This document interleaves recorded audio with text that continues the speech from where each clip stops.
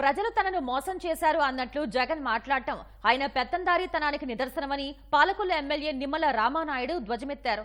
తన చేతగానితనాన్ని ప్రజలపైకి నెట్టేసిన ఏకైక ముఖ్యమంత్రి జగనేనని మండిపడ్డారు. 5 ఏళ్లుగా రాష్ట్రంలో అరాచక పాలన సాగించిన తనకు ప్రజలు స్పష్టమైన తీర్పునిచ్చారని జగన్ తెలుసుకోవాలని హితవు పలికారు.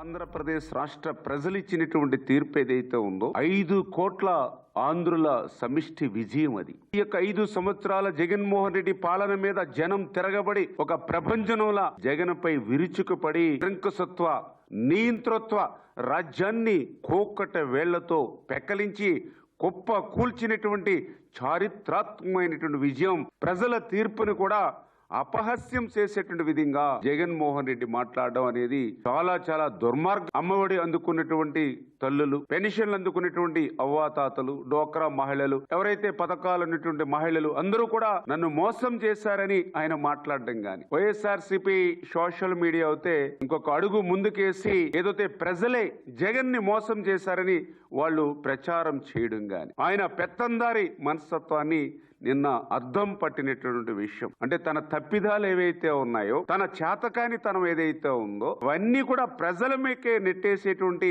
ఏకైక ముఖ్యమంత్రి ఈ దేశంలో జగన్మోహన్ రెడ్డి ఒక్కరే. ఇవాళ ఆంధ్రప్రదేశ్ రాష్ట్రంలో ఏ మహిళను కదిలించిన పప్పులు, ఉప్పులు, నిత్యావసరాలు, gas, diesel, petrol, current, RTC ఇట్లా పెను భారం ఏదైతే ఆ యొక్క ఇంటి మీద నువ్వు పెంచావో, ఈవేళ దాని మీద ఈవేళ ప్రజలు ఇచ్చినటువంటి తీర్పు. ఈవేళ రాజధాని కోసం రైతులు భూములు ఇస్తే అటువంటి మహిళా రైతుల్ని బూట్ల కాళ్లతో తన్నిటువంటి నీ యొక్క చరిత్రకు ప్రజలు ఇచ్చినటువంటి తీర్పు. ఆయన పదే చెప్పేవాడు, నేను బటన్ నొక్కుతూ ఉన్నా, మీరు కూడా బటన్ నొక్కండి అంటే ఏదైతే యొక్క ప్రజలు కూడా 5 సంవత్సరాల నీ నిరంకుశత్వ నియంతృత్వ కక్షలు, కేసులు, వేధింపులు, అవినీతి, అసమర్థ పాలన, ఈ యొక్క మోసకారి దగా సంక్షేమం, అభివృద్ధి లేనిటువంటి రాష్ట్రం ఏదైతే ఉందో వాటినన్నిటిని దృష్టిలో పెట్టుకుని జగన్ ని బటన్ తోటే అధం పాతాళానికి తొక్కినటువంటి పరిస్థితి.